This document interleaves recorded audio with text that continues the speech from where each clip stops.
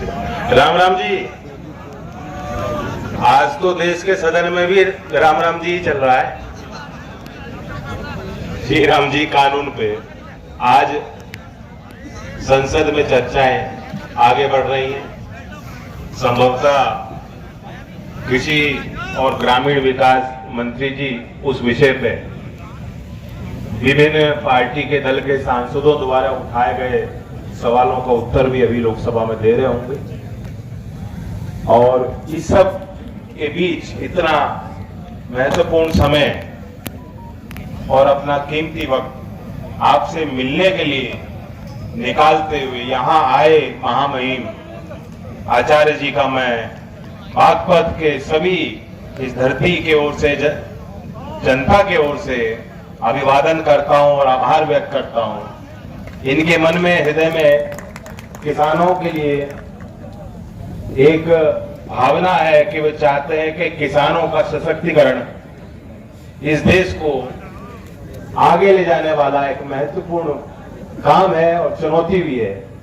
और जो भी इनको अवसर मिलता है, जो भी इनको पद मिलता है, मंच मिलता है, वो उस ओर सभी का ध्यान भी आकृष्ट करते हैं और प्रयास भी करते हैं कि आज का किसान जहां एक तरफ आधुनिकता की ओर जा रहा है, वहीं उसकी लागत भी नियंत्रण में रहे और आर्थिक तरक्की और प्रगति के पथ पे किसान और किसान का परिवार, उसके साथ जुड़ा हुआ श्रमिक और संपूर्ण ग्रामीण भारत चल पाए।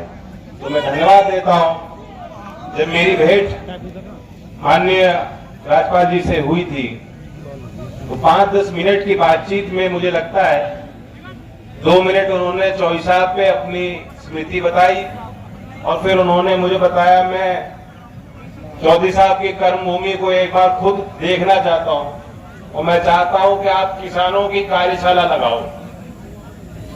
और मैं खुद व्यक्तिगत तौर से जो मेरे अनुभव है एज अ किसान, और आज राज्यपाल के बड़े पद को, संवैधानिक पद को एक दायरे के साथ, एक डिग्निटी के साथ आप निभा रहे हैं, लेकिन मुख्य तौर पे आप एक शिक्षक भी हैं और एक किसान हैं। गुरुकुल की शिक्षा पद्धति को, भारतीय संस्कारों को जीवंत रखने के लिए आपके प्रयास रहे और गांव के लोगों के लिए, गांव की अगली पीढ़ी को सशक्त बनाने के लिए, राष्ट्र के मुख्यधारा में उसको लाने के लिए जीवन भर के आपके प्रयास रहे और उसी के सम्मान में आज आपको एक बड़ा दायित्व मिल रहा है। और मुझे पूरी उम्मीद है कि आज का ये कार्यक्रम उपस्थित सभी के लिए बहुत लाभ का रहेगा। सभी लोग यहाँ से जब लौटेंगे तो उनको महसूस होगा कि आज एक अच्छे कार्यक्रम में शामिल हुए। और इसलिए मैं इस कार्यक्रम को कराने में सभी जुटे कार्यकर्ताओं को धन्यवाद देता हूं। जयदेव जी, जिनका भी जीवन का रास्ता, जीवन पथ पे उन्होंने क्या क्या हासिल किया है, अभी कम ही उम्र है, आगे भी बहुत कुछ करना है, उनके साथ भी हम सबकी मनोकामनाएं हैं, शुभकामनाएं हैं। सब लोग चाहते हैं कि मैं अपने गांव का विकास करूं, अपने क्षेत्र का। और ऐसे में जयदेव जी और कुछ सम्राट लोग जब कुछ दिन पहले मेरे पास आए थे, उन्होंने मुझे कहा कि हम चौधरी अजीत सिंह जी की यादगार, उनके स्मृति में कुछ करना चाहते हैं और उनके मन में इच्छा थी कि हम चौधरी अजीत सिंह जी की एक मूर्ति लगवाना चाहते हैं। तो उस समय हमने बात की कि मूर्ति अच्छा है और अगर समाज के लोग ऐसा निर्माण करना चाहते हैं तो मैं सहयोग करूंगा। लेकिन चौधरी अजीत सिंह जी के जो कोशिश थी अपने लोगों के लिए शिक्षा से नौजवानों को जोड़ने की, तो खुद IIT खड़गपुर से पढ़े थे, फिर विदेश में जाके उन्होंने, और उस समय बताते हैं कि चौधरी चरण सिंह जी को उनकी पढ़ाई में सहयोग करने के लिए भी शायद कुछ लोगों से पैसे जुटाने पड़े थे। तो वो भी एक दौर था जो बड़े राजनेताओं के पास वो चकाचौंध और संसाधन नहीं होते थे अपने परिवार के लिए। तो चौधरी अजीत सिंह जी ने फिर 20 साल बाहर विदेश में रहे और जब जनता के क्षेत्र की पुकार आई, अपने उस जीवन शैली को छोड़ के आपके प्रति उन्होंने अपना जीवन समर्पित किया और पीछे कभी मुड़ के नहीं देखा। उन चौधरी अजीत सिंह जी के स्मृति में आज एक पुस्तकालय का भी उद्घाटन यहाँ शिक्षण संस्थान में हुआ है। मैं बधाई देता हूँ सभी यहाँ गांव वालों को।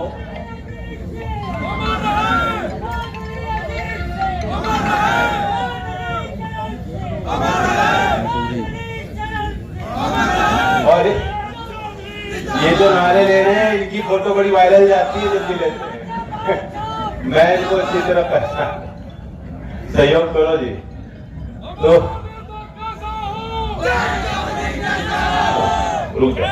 रुक जाओ। आज वो अवसर नारेबाजी का नहीं है। आज हमें और आपको थोड़ा ध्यान से सुनना है। कोई नवीन विचार, नवाचार और साथ साथ जो पुरानी पद्धति थी उसमें क्या आज हम लोग उपयोग कर सकते हैं। हमें विज्ञान को धारण करना है, जीवन शैली में शामिल करना है। ये हर एक नागरिक की संवैधानिक जिम्मेदारी भी है, सरकारों की भी है, जनप्रतिनिधियों की भी है कि एक वैज्ञानिक सोच हर नागरिक में उत्पन्न हो।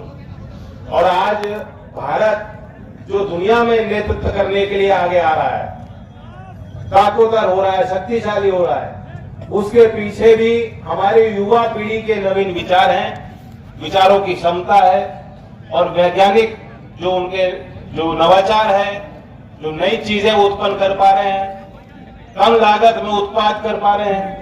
ये सब कारण है कि आज भारत के श्रमिक का, भारत के युवा भारत के का लोहा दुनिया मान रही है।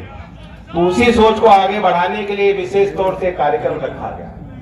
अगर आप किसानी और खेती की बात करें, जिक्र यहाँ गन्ने का हुआ था, लेकिन आज एक चुनौती है कि आप अपनी पैदावार कैसे बेहतर करें।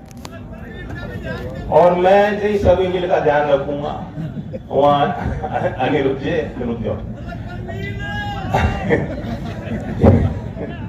तो मैं आपके खेत तो देखता हूँ, जहां भी जाता हूँ। इस बार गन्ने की पैदावार मुझे कुछ हल्की कमजोर लग रही, और ये तो आप ही बता सकते हो, किसान ही बता सकते हैं। लेकिन गन्ने से भी अलग जो दूसरी फसलें हैं उसमें बहुत ज्यादा संभावनाएं यहाँ दिखती हैं। बिल्कुल दिल्ली देश की राजधानी के समीप हो, एनसीआर क्षेत्र में आप हो, और मैं नहीं देख पाया, लेकिन महामहिम गवर्नर साहब मुझे बता रहे थे कि जो आज वो एक आधुनिक यूनिट देख के आए हैं, उनका कहना ये था कि ऐसा गांव में, ग्रामीण क्षेत्रों में ऐसे यूनिट, ऐसी जो प्रौद्योगिकी है, ऐसे उत्पाद के केंद्र और बनाए जाने चाहिए, और उन्होंने कमी इस तरह से देखे हैं। तो ये बड़ी उपलब्धि इस पूरे क्षेत्र के लिए है।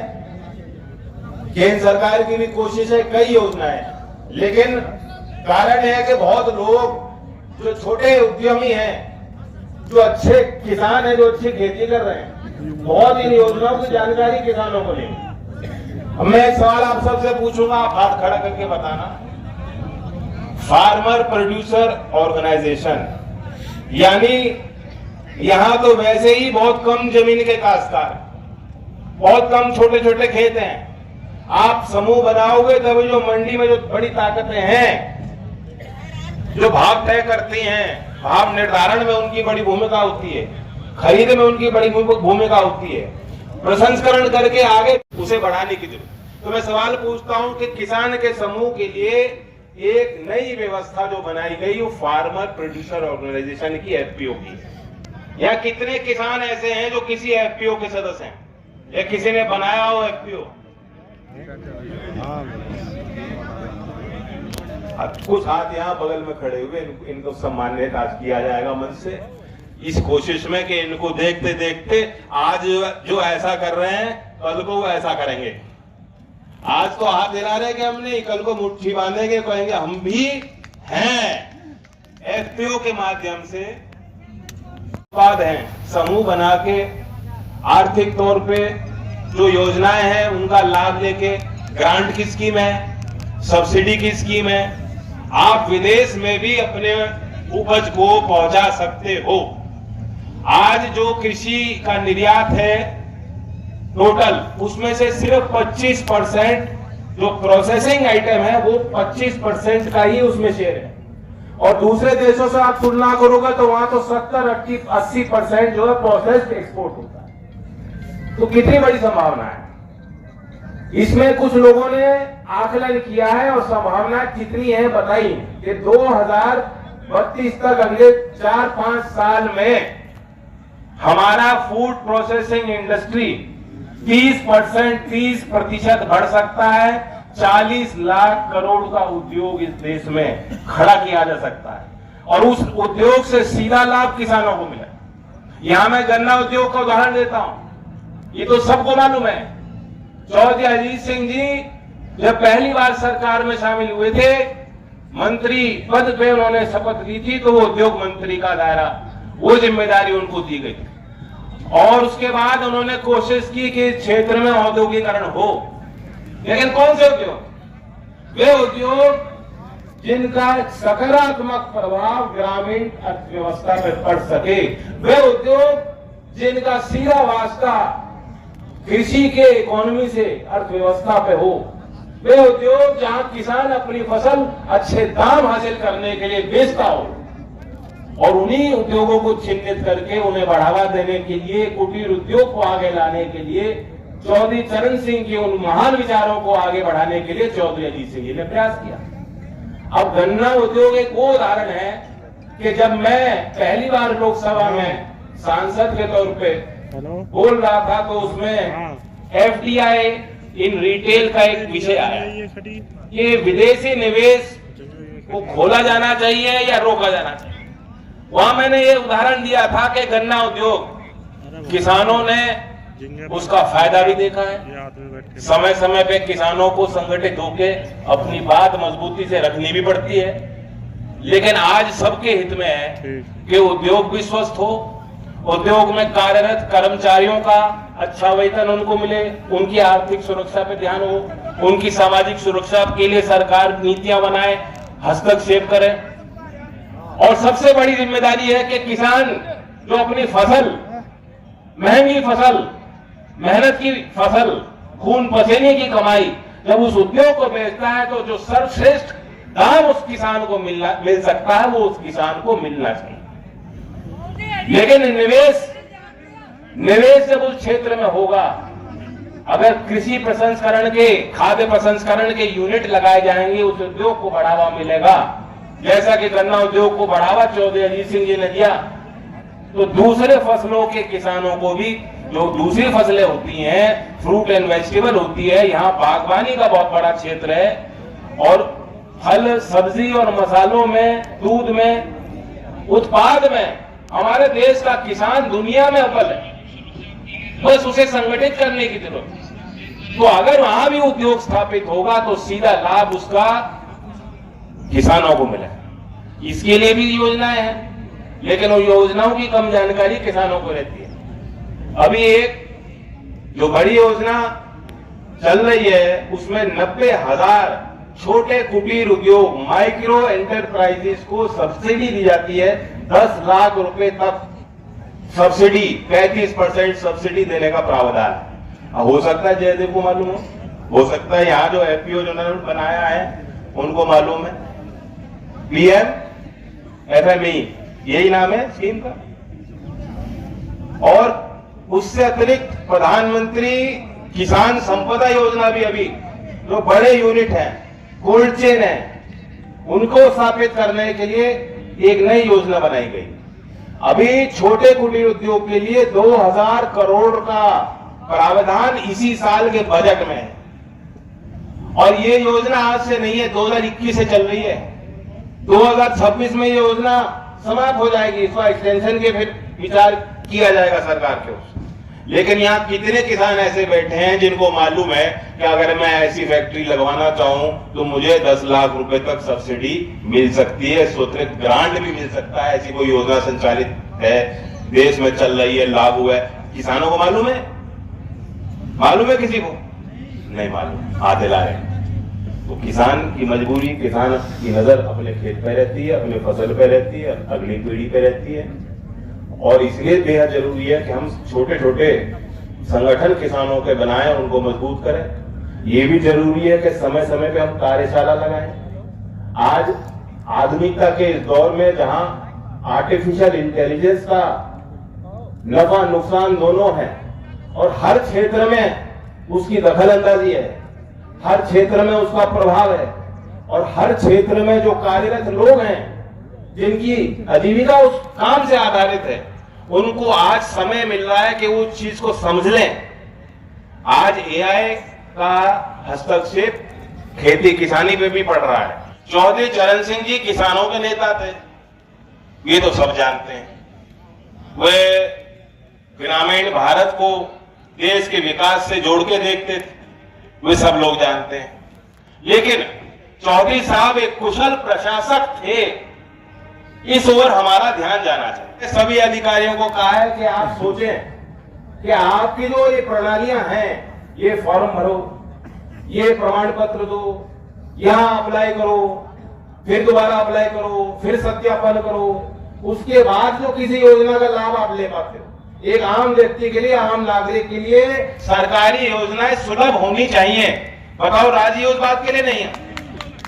जैसे मैंने आज आपसे पूछा, इन योजनाओं का जानकारी आपको नहीं, तो सरकार का भी निरंतर प्रयास है कि आप एक समीक्षा करके एक मसौदा तैयार करें, व्यवस्था बनाएं कि हम अपनी कौशल विकास मंत्रालय में प्रत्येक योजना को शुरुआत से लेकर आखिर तक, लाभार्थी तक देखेंगे कि उस प्रणाली को हम कैसे सरल और सुलभ और आपकी पहुंच तक उसे पहुंचाने के लिए बना सकें, कोशिश करें। मैं क्योंकि आज संसद भवन में जीराम जी की चर्चा हो रही, उस विषय पे मैं इतना ही कहूंगा कि किसानों की बड़ी मांग होती थी कि उस योजना को कृषि क्षेत्र से जोड़ा जाए, जो ग्रामीण क्षेत्र के श्रमिक के लिए वो योजना बनाई गई। समय समय पे बात उठती आई है और एक लिहाज से देखें जो कृषि एग्रीकल्चर सीजन के जो 2 महीने हैं साल के कैलेंडर से, इस कानून का प्रस्ताव यही है कि उन 2 महीनों में